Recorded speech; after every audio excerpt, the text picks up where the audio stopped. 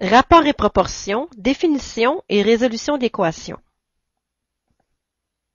Dans cette capsule, nous verrons la définition d'un rapport et nous verrons comment établir un rapport. Ensuite, dans la deuxième section, nous verrons la définition de proportion et la résolution d'équations présentées sous forme de proportion. Tout au long de la capsule, nous consulterons et compléterons notre résumé qui contiendra l'essentiel de la matière vue dans la capsule. Je vous invite donc à inscrire ces informations sur votre propre feuille résumée que vous pourrez utiliser par la suite comme aide-mémoire lors de vos séances d'exercice et comme feuille d'étude pour votre examen. Section 1. Définition de rapport et établissement d'un rapport. Établir un rapport, c'est placer deux quantités ayant les mêmes unités de mesure sous forme de fractions. En gros, c'est de placer deux mesures l'une par-dessus l'autre. Voyons l'exemple suivant. Michel possède une bouteille d'eau de 375 ml, tandis que Josiane possède une bouteille d'eau de 750 ml. On dit que le rapport entre la quantité d'eau que possède Michel par rapport à la quantité d'eau que possède Josiane est de 375 ml sur 750 ml. Donc finalement, on prend la quantité d'eau de Michel parce qu'on demande le rapport entre la quantité d'eau que possède Michel d'abord par rapport à celle de Josiane ensuite. Alors vous prenez la quantité d'eau que possède Michel, vous la placez au numérateur et ensuite vous prenez la quantité d'eau que possède Josiane, vous la placez au dénominateur et ceci forme une fraction. On peut simplifier 375 sur 750, ce qui nous donne 1 sur 2, ou bien écrit de la façon suivante, 1, 2 petits points 2. Alors, en gros, ça veut dire quoi? Ça veut dire finalement que Josiane ici possède 2 fois plus d'eau que Michel.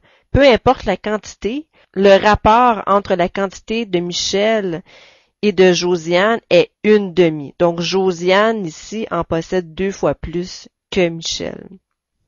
Voilà. Alors, on va dire un rapport de 1/2, ou bien un rapport de 1 sur 2, ou bien un rapport de 1 pour 2. Ça se dit également.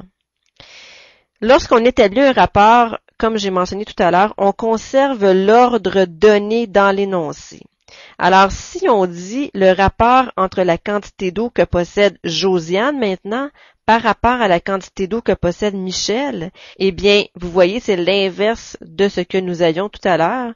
Donc, le rapport va devenir plutôt 750 sur 350.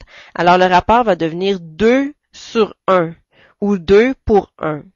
Voilà. Donc, il faut faire attention à l'ordre qui est mentionné dans l'énoncé et il faut respecter cet ordre lorsqu'on établit un rapport.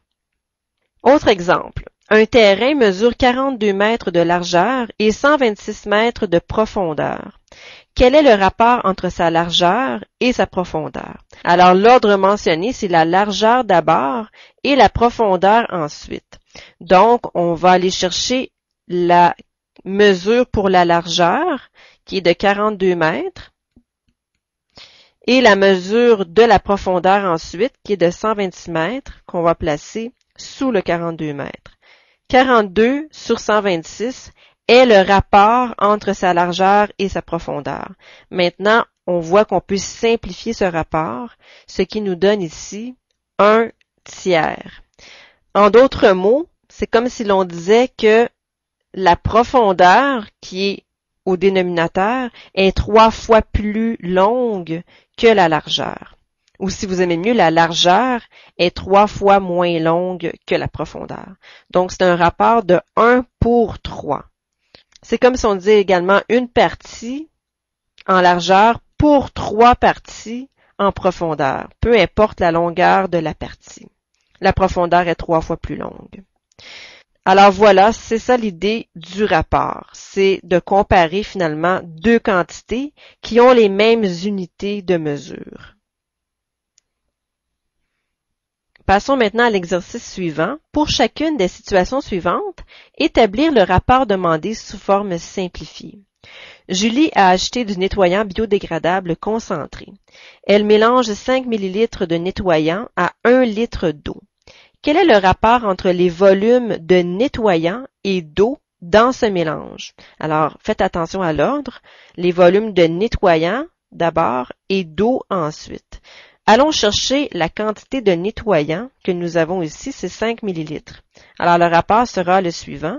5 ml sur, et la quantité d'eau, c'est 1 litre d'eau. Cependant, le rapport ne sera pas de 5 pour 1 ici parce que les unités de mesure ne sont pas les mêmes. Lorsqu'on établit un rapport, il est très important d'avoir exactement les mêmes unités de mesure pour le nombre du haut et pour le nombre du bas. Alors, nous allons devoir transformer ici les litres en millilitres, ce qui va nous donner ici 5 millilitres sur 1000 millilitres. Voilà.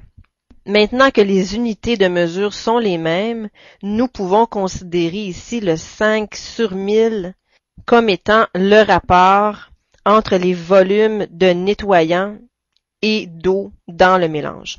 Donc, 5 sur 1000, ça se simplifie en divisant par 5 le haut et le bas. Ça nous donne 1 sur 200. Donc, le rapport est de 1 sur 200 ou 1 pour 200. Autre petite chose importante, il n'est pas nécessaire d'écrire les unités de mesure millilitres et millilitres parce que c'est comme si les unités de mesure s'annulaient en quelque sorte. Donc, le rapport est tout simplement de 1 partie pour 200 parties, peu importe si l'on mesure en millilitres, en centilitres, en litres, peu importe l'unité de mesure. Alors, le rapport en tant que tel ne possède pas d'unité de mesure. C'est 1 pour 200, tout simplement. Alors, 1 partie de nettoyant pour 200 parties d'eau, peu importe le nombre de parties que l'on utilise. Voilà. Exemple suivant. Ginette fait une vinaigrette. Elle mélange 25 ml de vinaigre balsamique à 250 ml d'huile d'olive. Première question. Quel est le rapport entre le volume de vinaigre balsamique et le volume d'huile d'olive? Alors, portez attention à l'ordre des quantités présentées dans la question, le volume de vinaigre balsamique et ensuite le volume d'huile d'olive. Regardons tout d'abord la quantité de vinaigre balsamique, c'est 25 ml, et la quantité d'huile d'olive, c'est 250 ml. Donc, le rapport sera de 25 ml sur 250 ml. Et on peut simplifier ce rapport ici par 25, ce qui nous donne ici 1 ml sur 10 ml, et donc un rapport de 1 dixième. Une partie de vinaigre balsamique pour 10 parties d'huile. Alors, c'est le rapport entre le volume de vinaigre balsamique et le volume d'huile d'olive.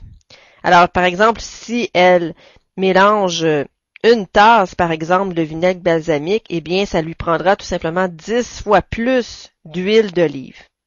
Maintenant, quel est le rapport entre le volume de vinaigre balsamique et le volume total de la vinaigrette? Donc, la quantité de vinaigre balsamique, c'est 25 ml.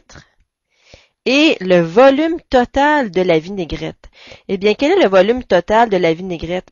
Le volume total, c'est la somme ici du 25 ml de vinaigre et du 250 ml d'huile. Alors, ça nous donne un total ici de 25 plus 250, ce qui vous donne ici un total de 275 millilitres. Donc, le rapport est de 25 sur 275 et on peut simplifier ce rapport par 25, ce qui vous donne 1 millilitre pour 11 millilitres. Donc, une partie pour 11 parties ou 1/11e. Voilà. Donc, le rapport entre le volume de vinaigre balsamique par rapport au volume total est de 1/11e. C'est comme si le vinaigre balsamique représente 1/11e de toute la vinaigrette. Voilà. Prochain exercice. Gilles obtient un rabais de 5 $ sur un article dont le prix régulier est de 40 $.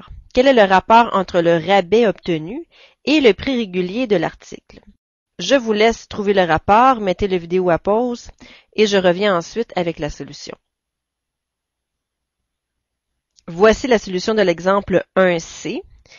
Le rabais était de 5 $ et le prix régulier était de 40 $. Alors, en simplifiant ceci, vous obtenez 1/8. Donc, le rapport est de 1/8. Voilà. Prochain exercice. Dans un groupe de 972 personnes, 324 personnes pratiquent un sport au moins 2 fois par semaine. Quel est le rapport entre le nombre de personnes pratiquant un sport au moins 2 fois par semaine et le nombre total de personnes dans le groupe? Je vous laisse également trouver le rapport par vous-même, mettez la vidéo à pause et je reviens ensuite avec la solution. Solution de l'exemple 1D. Le rapport est le suivant, 324 personnes sur 972 personnes, qui vous donne un rapport de 1/3. Alors, le rapport ici est de 1/3. Section 2. Définition de proportion et résolution d'équations présentées sous forme de proportion. Premièrement, la définition d'une proportion. Alors, tout simplement, une proportion, c'est une égalité de 2 rapports. N'oubliez pas qu'un rapport, c'est toujours une fraction, finalement. Alors, si vous avez 2 fractions qui sont égales, bien, vous avez tout simplement une proportion. 1/2 égale à 4/8, c'est une proportion. 3/5 égale 9/15, c'est une proportion. Et 120 égale à 20 quarts, c'est une autre proportion. Lorsque l'on a 2 fractions égales, on peut s'exprimer ainsi. 1 est à 2, comme 4 est à 8. Vous voyez, c'est le même rapport. Même si ce ne sont pas les mêmes nombres, le rapport est le même. On peut aussi dire 1 par rapport à 2, c'est la même chose que 4 par rapport à 8. Et lorsqu'on dit 1 sur 2 égale 4 sur 8, le 1 et le 8 ici sont appelés les extrêmes. Car si vous regardez la phrase ici, 1 et 8 sont aux extrémités de la phrase, sont au tout début et à la fin. Même chose lorsque vous écrivez, le premier nombre que vous écrivez ici, c'est le 1, et ensuite le dernier que vous écrivez, c'est le 8. Alors le 1 et le 8 sont les extrêmes, et les deux autres, dans le milieu, sont appelés les moyens. Et nous avons un théorème ici qui est très important, c'est que dans toute proportion, le produit, c'est-à-dire la multiplication des extrêmes, est égal au produit des moyens. En d'autres mots, les produits croisés, donc lorsque vous multipliez en croix, ça vous donne toujours le même résultat. Vous voyez, 1 fois 8 égale à 8 et 2 fois 4 égale aussi à 8. Donc, dans toute proportion, les produits croisés sont toujours égaux. Toujours, toujours. Regardons les exemples suivants. On est d'accord que 3 sur 5 est égal à 9 sur 15 parce que c'est comme si on avait multiplié par 3 en haut et en bas. Donc, on sait que ces deux fractions-là sont égales. Si on vérifie les produits croisés, puis on voit que ça fonctionne. 3 fois 15 donne 45 et 5 fois 9 donne aussi 45. Même chose pour l'autre. 100 fois 4 donne 400 et 20 fois 20, bien, ça donne 400. Alors, lorsque vous avez une égalité, ça fonctionne toujours. Voyons l'exemple suivant. Est-ce que les rapports 1/9 et 9/18 forment une proportion? Alors, lorsqu'on demande s'ils forment une proportion, en fait, on demande s'ils sont égaux. C'est ce que ça veut dire. Et on sait que dans toute proportion, le produit des extrêmes est toujours égal au produit des moyens. Alors, vérifions si les produits croisés sont égaux et nous aurons la réponse à notre question. Est-ce que 1 fois 18, c'est égal à 9 fois 9? Bien, non. 1 fois 18, ça donne 18 et 9 fois 9, ça donne 81. Alors, est-ce que 18 est égal à 81? Non. 18 n'est pas égal à 81. Donc, 1 neuvième et 9 dixièmes ne forment pas une proportion. Donc, on peut utiliser le produit croisé ici pour vérifier si deux fractions forment une proportion. Maintenant, nous allons passer à la partie B, la résolution d'équations présentées sous forme de proportion.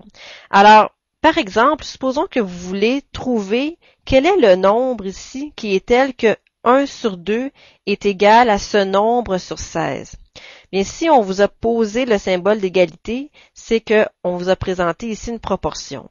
Et si on veut que ces deux fractions soient égales, bien, on veut nécessairement ici que 1 fois 16 soit égal à 2 fois ce quelque chose, n'est-ce pas? Car dans toute proportion, le produit des extrêmes est toujours égal au produit des moyens. Alors, on veut quoi? On veut que 1 fois 16 soit égal à 2 fois la valeur de notre point d'interrogation. 1 fois 16 donne 16, donc 2 fois quoi ici donne 16? Bien, on sait que c'est 8. Alors, en d'autres mots, si on avait mis, par exemple, une variable ici, x, bien, on aurait isolé le x ici pour trouver sa valeur. Alors, on aurait divisé ici par 2 de chaque côté, ce qui nous aurait bien donné ici x est égal à 8. Alors, voilà comment on va résoudre des équations, parce que c'est bien une équation, parce que vous avez le symbole d'égalité et vous avez une inconnue, mais présentée sous forme de proportion ici. Regardons l'exemple suivant. Vous avez ici 5 sur x est égal à 3 quinzièmes. Alors, on cherche le nombre ici qui est tel que 5 sur ce nombre égale à 3 sur 15. Eh bien, puisque c'est une proportion, on sait que 5 fois 15, le produit des extrêmes, est égal au produit des moyens ici, 3 fois x. Donc, tout simplement, lorsque vous allez résoudre ici une équation présentée sous forme de proportion, bien, faites le produit croisé comme ceci, 5 fois 15 égale 3 fois x, et tout simplement, isolez le x pour trouver sa valeur. Alors, on va diviser ici par 3 de chaque côté. Donc, 5 fois 15 égale à 75 sur 3, c'est la valeur de x. 75 divisé par 3 donne 25. Alors, voici la solution. X est égal à 25. Vous pouvez même faire une vérification ici. Est-ce que 5 sur 25 est bien égal à 3 sur 15? Bien oui, en divisant le 5 25e ici par 5 en haut et en bas, on obtient bien ici 1 cinquième. Et même chose ici par 3. Ça donne 1 cinquième. Alors, on voit bien ici que c'est égal. Même chose pour l'autre équation. Alors, on a une équation présentée sous forme de proportion. C'est en faisant le produit croisé qu'on élimine finalement les fractions. Donc, ça devient beaucoup plus facile de travailler et de trouver la valeur de nos inconnus. Alors, 2 fois x plus 1, le produit des extrêmes, est égal au produit des moyens. 3 fois x, 3x. Vous savez comment résoudre cette équation. Donc, vous savez qu'on va distribuer ici le 2 sur le x et sur le 1. Alors, ça va nous donner 2x plus 2 est égal à 3x. Maintenant, on veut isoler le x.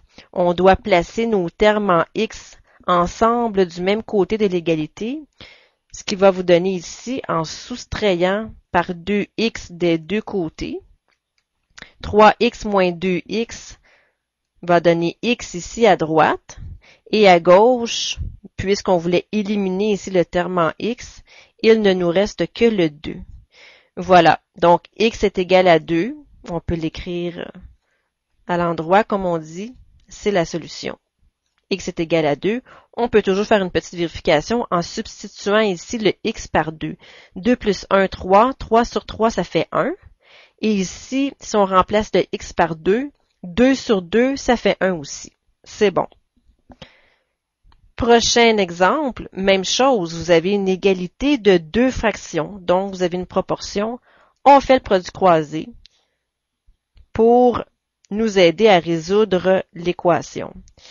Lorsque vous avez une expression qui contient un terme et l'autre qui contient deux termes, mais je vous suggère de placer le nombre devant. Comme par exemple ici, 2 avec x plus 2, vous allez écrire 2x plus 2 plutôt que d'écrire x plus 2 fois 2. Parce que si vous écrivez x plus 2 fois 2, vous allez être pris à écrire un symbole de multiplication qui peut porter à confusion avec le x. Alors, l'ordre ici n'a pas d'importance, mais ça se lit beaucoup mieux lorsque le nombre est placé devant la parenthèse. Donc, 2x plus 2 est égal à 1/5 fois 1 demi-x. Donc, 1/5 fois 1 demi-x. 2 fois x plus 2, on va distribuer le 2 ici, ce qui nous donne 2x plus 4 égale 1/5 fois 1 demi-x. On va multiplier ici les numérateurs ensemble. 1 fois 1x donne 1x, ou x tout simplement, et 5 fois 2 donne 10. Donc, x sur 10. Voilà. Maintenant, puisque le terme constant est à gauche ici, et nous n'avons qu'un seul terme constant, nous allons le laisser à gauche et amener les termes en x à droite. Alors, nous allons éliminer ici le 2x en faisant un moins 2x de chaque côté, comme ceci. Ce qui nous donne ici 2x moins 2x donne 0x. Ça se simplifie. Il nous reste 4 à gauche. Et à droite, nous allons soustraire nos deux fractions, mettre tout ceci sur 10. Ce qui fait ici x moins 20x. Voilà. Donc, 4 est égal à x moins 20x vous donne 1x moins 20x qui donne moins 19x sur 10. Voilà. Donc, on veut isoler notre x, alors on doit se débarrasser du moins 19 dixièmes. Alors, on va multiplier de chaque côté par l'inverse ici du coefficient, qui est 10 19e avec un négatif. Donc, fois ici, moins 10 19e, ce qui donne ici x à droite, parce que tout ceci se simplifie ici. Et à gauche, 4 fois moins 10 donne moins 40, et 1 fois 19 donne 19. Alors, x ici est égal à moins 40 19e. Si on remplaçait le x ici par moins 40 19e dans l'équation de départ, nous verrions que le membre de gauche est bien égal au membre de droite. Alors, faites ceci comme vérification. Voici la réponse finale. La solution de l'équation est moins 40 19e. Voilà. À votre tour maintenant de trouver les solutions des équations suivantes. A 5/7 égale 1 sur B. Je vous laisse résoudre l'équation. Mettez la vidéo à pause et je reviens ensuite avec la solution. Voici la solution de l'exemple 1A. 5B est égal à 1 fois 7, donc 7, ce qui vous donne une solution de 7/5 en isolant le B. Voilà. Exercice B. 2/5 sur y sur 3 égale à 5/8.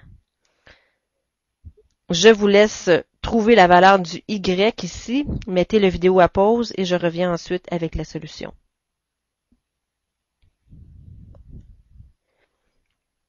Voici la solution de l'exemple B. 5 fois le y sur 3 est égal à 8 fois le 2/5, ce qui vous donne ici une valeur de y de 48/25. Alors, la solution de l'équation est 48/25. N'oubliez pas que vous pouvez toujours faire la vérification ici en remplaçant la valeur de y par la solution trouvée. Alors, vous pouvez faire ceci assez rapidement avec votre calculatrice pour vérifier ici que le membre de gauche est égal au membre de droite. Voilà. Comme ça, vous êtes certain que votre réponse est bonne. Prochain exercice. X plus 1 sur 8 égale à 3x sur 10. Faites l'exercice suivant mettez la vidéo à pause et je reviens ensuite avec la solution. Voici la solution de l'exemple C. Alors, en isolant x, on arrive à une réponse de 5 septièmes. Donc, la solution ici est 5 septièmes. Voici le développement. Même chose pour l'exercice D. Mettez la vidéo à pause et je reviens avec la solution.